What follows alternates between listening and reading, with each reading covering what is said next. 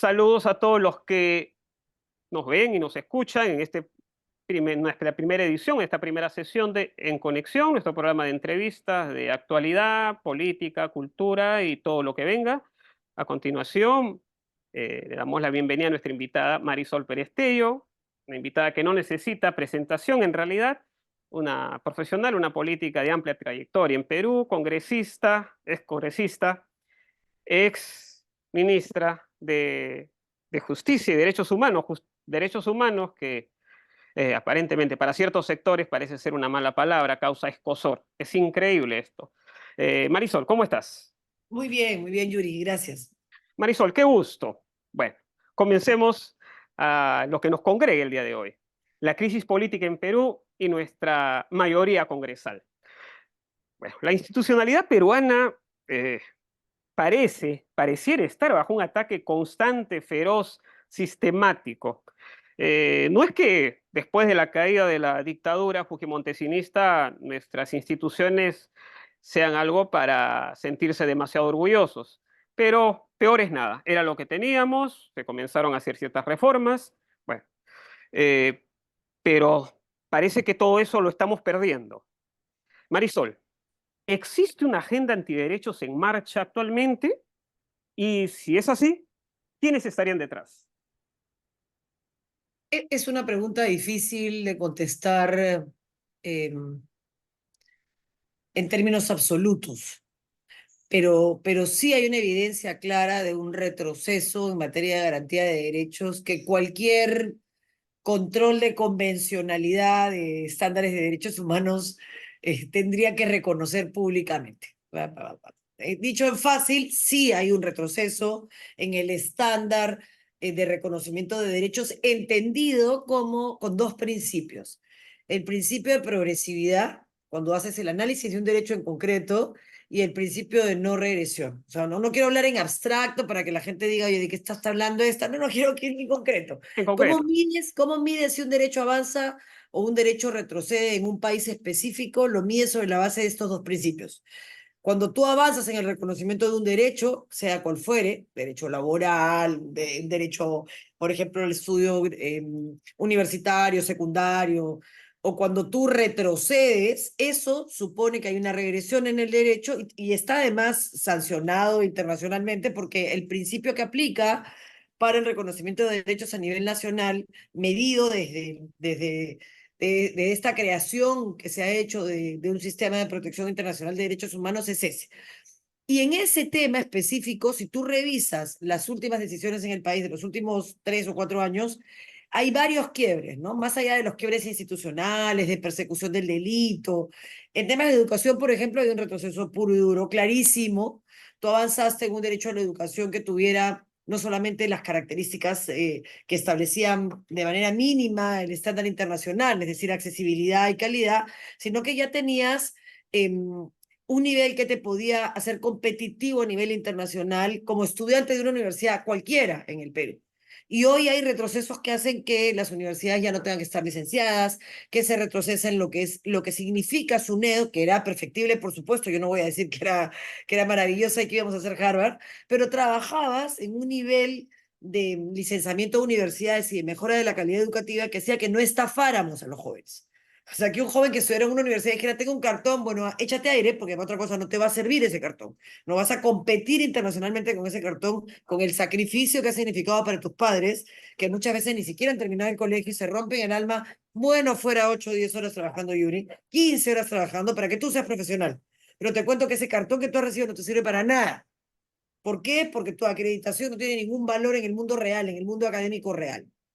Se claro. fue avanzando en eso y en materia de educación se ha retrocedido terriblemente educación universitaria. Ayer en educación escolar, o sea, a ver, uno puede hablar de todos los retrocesos en el tiempo, pero en el país todo es sistemático, permanente y continuo. Te voy a hablar solamente de las últimas semanas, para no retroceder años, ¿no? Ayer se ha aceptado que profesores que no pasaron un examen en un proceso que ha costado muchísimo tiempo y mucho dolor y mucho sufrimiento y paralizaciones, se logró que se exigiera un nivel académico mínimo a profesores escolares a través de exámenes que probaran la idoneidad de la persona de que se trate. Bueno, ayer se ha aceptado que los profesores que no pasaron los exámenes también pueden entrar a enseñar de manera digamos, temporal. O sea, ¿qué le va a enseñar a un niño un profesor que no fue capaz de pasar un examen? Pues Pero solamente esto, tratar de eso. Y ya luego tienes un retroceso. El tema de educación, que para mí es fundamental, es la clave. Ya además existen estándares internacionales que te dicen que los derechos llamados de segunda generación, económicos, sociales y culturales, también se tienen que medir en avances y retrocesos. Pero ya luego tienes todos los temas de derechos de la mujer, ¿no? O sea, le han cambiado el nombre al ministerio, ¿no? O sea, sin entender que el problema de los derechos de las mujeres no tiene que ver con un tema ideológico, tiene que ver con una realidad social. Somos un país profundamente machista, con una estructura patriarcal que asigna roles, que condena a mujeres. Yo no te puedo hablar de mi caso en particular, yo he tenido suerte, he tenido todas las oportunidades, no he podido estudiar, pero no es la regla, pues.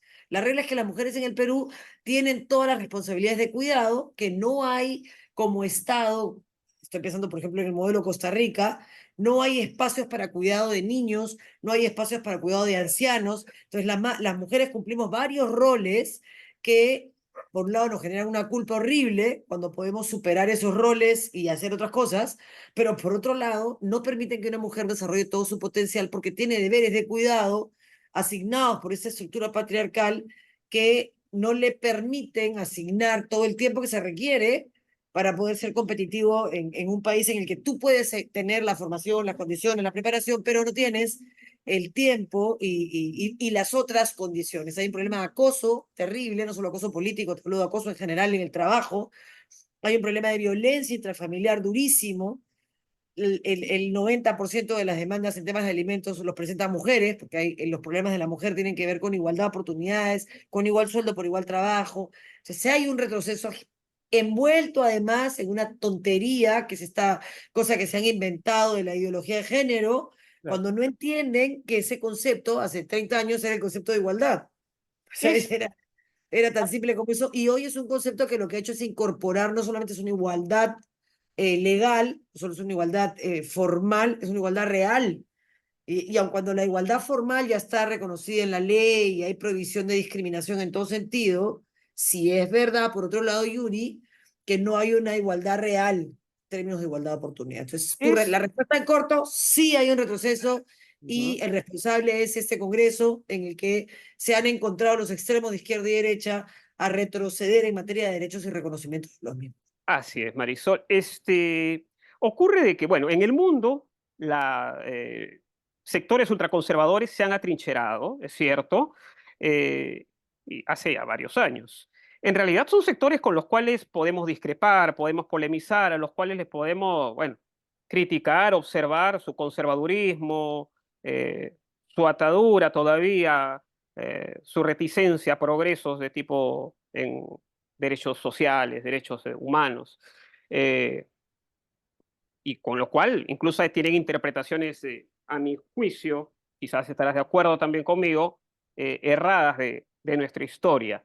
Pero en Perú me parece que se ha ido un paso más adelante. Me dirás qué opinas al respecto. En el Perú rige ya un régimen despótico parlamentario, un régimen donde no encontramos que se hayan atrincherado simplemente concepciones ultraconservadoras, sino encontramos un sector mayoritario del Parlamento que tiene claras vinculaciones, por ejemplo, con economías ilegales, al parecer, por la manera en que legisla. Promulgó una ley que permite la reforestación ilegal, favorable a la minería ilegal, en lo más doméstico, lo que les atañe a ellos, blindan a mochasueldos, mencionaste los retrocesos en educación. Entonces, acá hablamos de asuntos mayores. Cuando veo como hace poco, un pleno del Congreso, me parece una reunión, me vas a disculpar, no sé, de la Cosa Nostra, donde están las diferentes familias negociando. Hablaste del negociado de los extremos. Trata la familia, no sé, se me ocurre, de los Fujimori, los Luna, los Cerrón. Entonces, la situación es bastante complicada. ¿Es posible, crees tú, Marisol, controlar de aquí a 2026, ah, hacer un contrapeso democrático frente a una mayoría congresal fanática, inescrupulosa y, a mi juicio, con vínculos claramente con el delito y la corrupción? ¿Cuánto daño podría hacer el llamado fujicerronismo de aquí a 2026? ¿Cuánto daño está haciendo? ¿No? Porque ya no es un daño que puede hacer al 26, es un daño que está haciendo. Lo que está Ujú, tratando de hacer es blindar ese daño. O sea, el daño ya está hecho. Ya la desinstitucionalización del país está en marcha, desmontando temas de educación, desmontando temas de derechos de las mujeres, con esta tontería de cargarse un enfoque de género que ha costado mucho convertir en una política pública, no en un discurso, una política pública que se sustenta en la igualdad, desmontar todo lo que están haciendo para cargarse y debilitar aún más el sistema de justicia. Entonces, si de acá al 26 lo que van a hacer ellos es consolidar eso que ya hicieron, que ya lo empezaron. O sea, ya se juntaron, ya retrocedieron, ya hicieron un tribunal constitucional a la medida, ya eligieron un defensor del pueblo, lamentablemente, que teniendo un componente ideológico muy fuerte de izquierda, ese no es su pecado, en realidad su pecado es que todo es instrumental, ¿no? O sea, todos están cumpliendo un rol en este juego perverso de cargarse a un país sobre la base de sus posiciones, ni siquiera ideológicas, ese es el tango. Yuri, ese es el cuento. Han querido crear una masa crítica con un país como el mío, como el nuestro, ujú. profundamente católico y conservador. Pero yo soy una mujer católica, de hecho, soy parte de la Academia de Líderes Católicos a nivel mundial que se fomenta incluso desde Vaticano, pero que eso es fomentar la tolerancia, fomentar la fraternidad universal a través de un concepto como el de Fratelli Tutti, pero no es matarnos entre todos, porque esto es una imposición de los puntos de vista, no es una discusión, una imposición de los puntos de vista intolerante, absolutamente, que no admite grietas. O sea, no es un tema de conservar valores. Yo creo que los valores hay que conservarlos, pero por supuesto que sí, pero creo que también hay que atender la realidad y que esa realidad, sobre la base del reconocimiento de derechos en las mismas condiciones de igualdad, debe ser una responsabilidad del Estado. ¿Qué es lo que a mí me preocupa de acá al 26, Yuri? ¿Por qué nace lo justo? Porque hay que contener. Tú me decías si se puede controlar. No se puede controlar y no debe controlarse. Yo creo que el pensamiento tiene que ser libre. Yo creo en la libertad absoluta.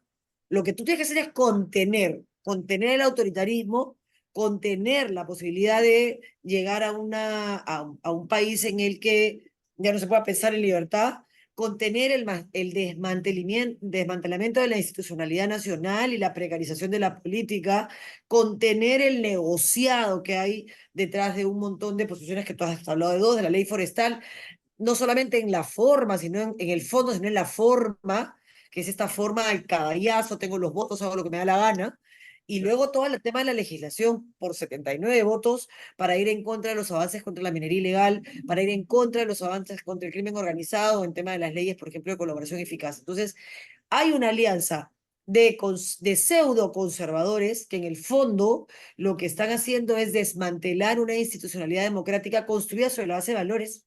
Ujú. Porque, a ver, no es valores contra antivalores, es valores que son profundamente humanistas, que son la libertad, la justicia, y un grupo de gente que se cree con la autoridad de imponer su punto de vista porque tiene los votos, financiada mayoritariamente por actividades ilegales, Hay que que hay, decirlo fuerte. que hay que decirlo sin miedo, sí, con mafias que han Ujú. infiltrado la política, que la han Mafias, claro. infiltrado. Son mafias, o sea, Mafias, claro. no nos Minería contemos ilegal, tanto, ¿no? narcotráfico, también podemos calificarlas como mafias quienes atentan contra la educación, la mafia de las universidades Pero a truchas de ver, cartón. por supuesto, y Claro, digamos, no vamos un poco más allá, pero hace muchos años muchas de esas universidades eran lavanderías, ¿no? O sea, me refiero al lavado de activos. O sea, claro. entonces El esto no es caso que de alas peruanas, ¿no? no, mira, si yo tuviera pruebas, no estaría en el programa contigo, Yuri, diciendo esto, estaría en Claro, la fiscalía dando nombres. O sea, claro, yo lamentablemente lo que tengo es una claridad en que hay conductas muy sospechosas que se alinean efectivamente. para impedir la fiscalización de las cooperativas, que muchas de ellas son lavado de activos. Nosotros le decimos en el Perú lavanderías, son lavado de activos. Cooperativas, muchos casinos, tampoco son todos, y por eso yo no generalizo, porque hay excepciones que también son lavanderías. Universidades que en su momento, porque no tenían seguimiento de número de estudiantes con DNI, entonces era muy fácil falsificar números, también eran lavanderías. Entonces eso se infiltró, se metió en el Estado y en la política. Y lo que hay que hacer es contener el avance de esa criminalidad organizada para que dejen dejen de tener espacios donde se metan con títeres y tinglados a destruir nuestro país. Claro, sin edulcorar nada Ah, y a la diciéndole venda, directamente. porque Yuri, no tenemos tiempo para perder dándole la píldora a nadie. Es La verdad. gente se está yendo y se está yendo porque acá no hay servicios de salud que funcionen, no hay servicios educativos de calidad que te hagan competitivo a nivel mundial, que hoy el mundo dejó de ser cuadrado, pues. O sea, no, ya no es ese pedacito de tierra en la que tú naciste. Hoy un joven desde su computadora en su casa está haciendo operaciones en Mali, está haciendo operaciones en Singapur, Y en el Perú. compara. Hablaste algo Sí, muy interesante respecto a la diversidad de puntos de vista, al debate. En realidad, seguramente, si nos ponemos acá a barajar nuestras concepciones ideológicas de la realidad, solamente acá, dos personas, tú y yo, tendremos muchas divergencias, pero basados en ciertos valores fundamentales, universales, podríamos decir, el respeto al otro, la búsqueda del bien común, la justicia, eh, ambos condenamos el delito. Entonces tenemos muchos puntos por donde dialogar. Y lo mismo puede pasar en un parlamento, lo mismo puede pasar en un país, ¿no? La diversidad de puntos de vista. Incluso visiones distintas de la realidad, de la historia, pueden complementarse. Nadie es dueño de la realidad es muy compleja. Cada quien tiene digamos que un pedazo quizás de la verdad. Pero ¿qué pasa cuando nos encontramos con concepciones que ya rompen con la objetividad? Es lo que estaba viendo ahora el llamado, bueno, para mí me parece un circo parlamentario hace un par de días cuando se daba el voto de confianza al gabinete de Adrián Sen. Bueno, y era con spoiler porque se sabía que lo que iba a pasar. eh, Me vino a la mente el llamado culto a la ignorancia de la que habla escribía hace algunas décadas Isaac Asimov, ¿no?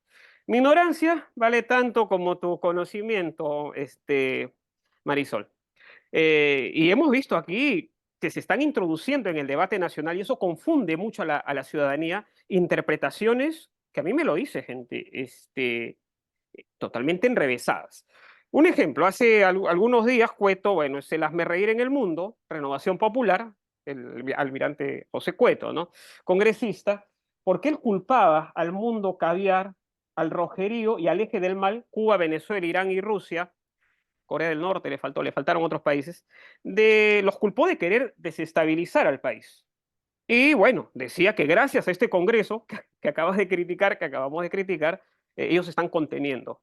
En esa misma línea, Fernando Rospigliosi, eh, en su última participación en el Pleno, Fuerza Popular, nos decía, ¿no?, que felicitaba a Adrián Sen por haber sabido contener, enfrentarse a la, textualmente, entre comillas, mafia caviar comunista internacional. Y aparte dijo que fue necesario la represión asesina para devolver el orden. Pero en ese sentido, al gran público, a la ciudadanía, ¿qué podemos entender? ¿Existe una mafia caviar? Un rojerío? ¿Tú te sientes aludida cuando hablan de los caviares que han vivido por años del Estado? ¿Qué vendría a ser esa amenaza caviar que no solamente está en el Perú, sino que es a nivel mundial, de la cual nos alertan tantos algunos padres y madres de la patria? voy a responderte con alguien que has mencionado que a mí me gusta mucho, que es Asimov. Asimov decía que la violencia física o verbal, esa es mi contribución, es el recurso de los incapaces. Así que no voy a calificar a quienes dicen eso para no caer en la descripción de Asimov. Pero lo que te voy a decir es que a mí me gusta que pensemos diferente. Creo que esa es la riqueza de la humanidad. Creo que es el ejercicio del libre albedrío y de la libertad. Creo que es la composición de tu circunstancia de vida y de la mía la que hace que miremos el mundo distinto y que solo si yo te escucho con un corazón abierto y con una mente abierta y te hablo también con un corazón abierto, podemos entendernos en un método que se está usando ahora mucho, es el método sinodal, presentado por el Papa Francisco como las posibilidades de diálogo fraterno, y te dice, que yo hablo y pienso desde el yo.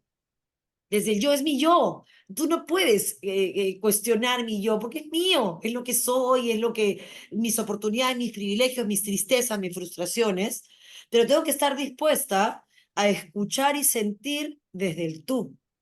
O sea, escucharte y que lo que tú me digas me provoque sentimientos respetando qué es lo que tú piensas. Porque la única manera de construir en nosotros es en esa mutua conjunción de miradas que nos permiten mirar el todo, ¿no? Yo creo que quienes están haciendo estas luchas sesgadas pueden tener parte de razón, sin duda, Yuri, que existen desde el punto de vista geopolítico, posiciones políticas cuyas economías, pero eso no tiene nada que ver con lo que está pasando. Si yo no me siento dentro de las descripciones de esos señores bajo ningún punto de vista descrita. Yo vivo de mi chamba, no sé si ellos, toda mi vida. Desde que tengo uso de razón, yo soy notaria desde que tengo 29 años. Toda mi vida he trabajado, no he hecho más que trabajar.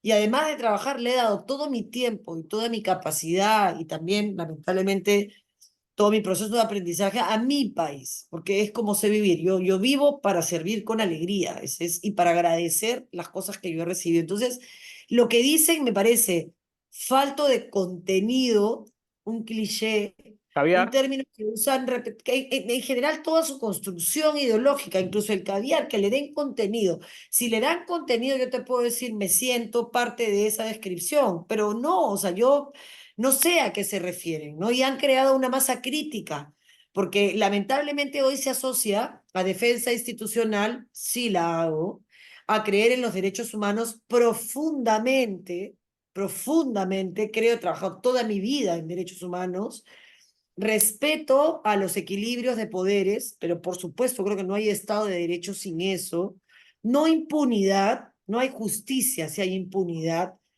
entonces, bueno, si eso es, sí soy, pues, ¿no? Si es mamadera del Estado, bueno, explícame tú, ya, que tienes a los expresidentes del Congreso de esos partidos que hoy día trabajan para ellos mismos, ¿no? O sea, un expresidente del Congreso que termina reciclándose y convirtiéndose en asesor. Anda chambea, pues, papá, anda chambea, como tú y yo. O sea, déjale mamadera del Estado, anda, búscate una chamba, ¿no? Pero no, o sea, no entiendo. ya. ¿O por qué cobras doble, papá? O sea, ¿por qué cobras tu sueldo de un lado y también tu sueldo como congresista? ¿Por qué? No entiendo. Ah, mi pensión. ¿Cuál es tu pensión? Ya. Entonces, a mí no quiero, por Asimov, caer en calificar el nivel de estupidez, ya esto es descripción, simplemente no es Ujú. insulto, No, de sus efectivamente. luchas, faltas de contenido ideológico. Es un intento de envolver en algo de lógica su poca consistencia. Descalificar para evitar el debate. Es que no Descalifico, puedes, ya no no, debato contigo. Te no puedes descalifiqué. debatir porque no hay argumentos. Y al no ¿Ya? haber argumentos, te anulo, te bloqueo, te califico, te pongo una. Yo no Caviar. le digo caso, Yuri. O sea, yo lo que siento es que hay tanto que hacer y que estos van a ser una anécdota en la historia del Perú que paso de ellos.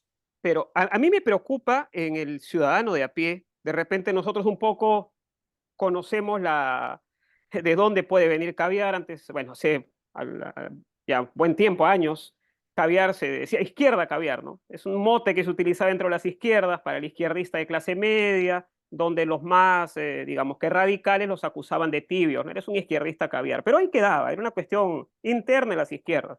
Pero las extremas derechas lo están usando a diestra y siniestra. Tú serías caviar, no sé, Rosa María Palacio sería caviar, es más, o sea, Marcos y Fuentes sería caviar, el presidente Sagasti sería caviar, expresidente, Cualquiera que no los todo es aplauda caviar. como focas sería Claro. caviar, Y la gente 70%, está muy confundida, ¿eh? el Hay un 70% sector de del la población país. que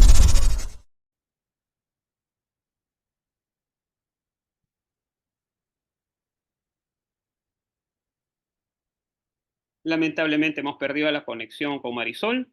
Agradecemos su presencia. Del diálogo con ella podemos sacar algunas conclusiones. Existe un pacto político que viene atacando la institucionalidad de manera feroz, sistemática.